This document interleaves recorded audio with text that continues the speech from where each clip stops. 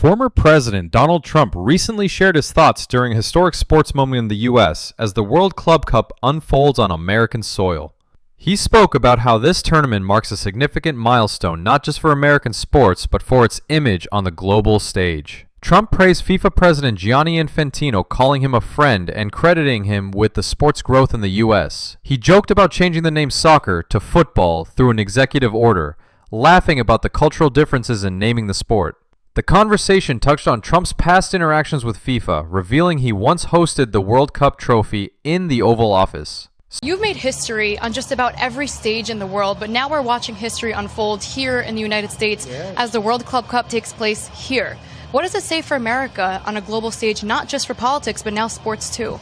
Well, it's a big thing, and Johnny's a friend of mine. He's done such a great job with the league and with soccer, or they would call it football, but I guess we call it soccer. I'm not sure that change could be made very easily, but it's great to watch, and this is a little bit of an upset that we're watching today, isn't it, huh? No, surprising. So far, it's incredible. What if we make an executive order? We can only say football from now on.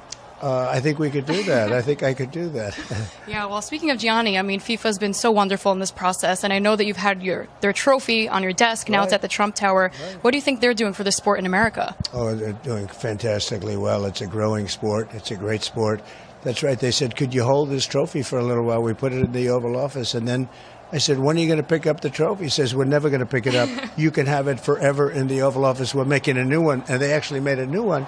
So that was quite exciting. But it's in the Oval. Right now it's in the Oval. Oh. Surprisingly, he was told to keep it permanently as a new one was being made, something he described as an exciting moment and a symbol of soccer's growing presence in America.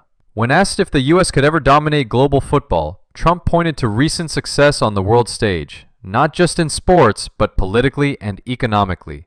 He claimed that foreign leaders have told him the U.S. has gone from being dead under the last administration to now being the hottest country in the world. Okay, maybe I'll come see it. Good. You talk about winning, you talk about making America the greatest again. Do you see any instance in where America could start dominating in football on a global stage? Well, I can tell you we're doing very well on the other stage, on the political stage, on the financial stage. I was just in Saudi Arabia. I was in Qatar. I was in UAE.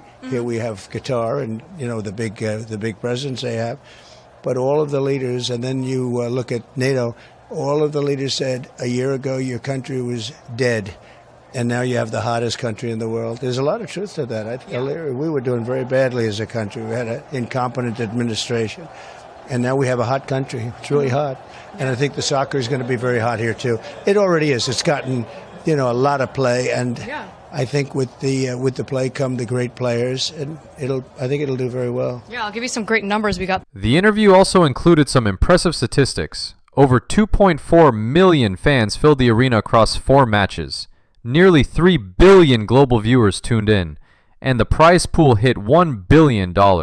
Trump noted how packed the stadium was, even from the air, and described the crowd energy as phenomenal. The interviewer emphasized how the tournament was being streamed for free to unite fans worldwide. Trump agreed, saying soccer is one of the most unifying international sports, capable of bringing people together across borders and cultures. Finally, Trump was asked to name his all-time favorite footballer. Going back to his youth, he named Brazilian legend Pelé, recalling watching him play for the New York Cosmos and likening his greatness to Babe Ruth's in baseball.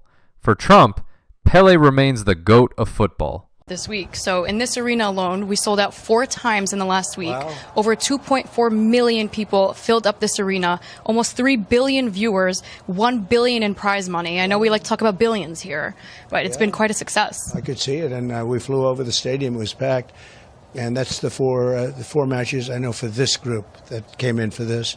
And I think that's fantastic. It was very impressive. Even flying over, you could see the lines of people trying to get in. It's great. It's been phenomenal. DAZN, we recognize that unity through sport is a very, very powerful tool. Right. So we've been streaming this entire tournament for free. Ooh. There are, like I said, almost 3 billion viewers all over the world watching this. What would your message be to all of the viewers from every corner of the globe? Well, it is. It's about unity. It's about everybody getting together and a lot of love between countries. And this is such I guess this is probably the most international sport. Yeah. So it can really bring the world together. Yeah. Before I let you go, I want to ask you, who is your GOAT, your greatest of all time? In this sport. You're Yeah. talking about not in another sport, in this sport. Well, You I'll want tell to you give us what, all your goats? Go ahead. so many years ago, when I was young, they brought a player named Pele to play. And he played for a team called the Cosmos. And Steve Ross, a friend of mine, Warner Communications, he was the inspiration behind it. And this place was packed. It was an earlier version of this stadium, but right here in the Meadowlands. And it was Pele. I don't want to date myself, but that was a long time ago. I was a young guy. And I came to watch Pele, and he was fantastic. And I'd say probably I'll go old-fashioned. That's like saying Babe Ruth, but Yeah. I would say Pele was so great.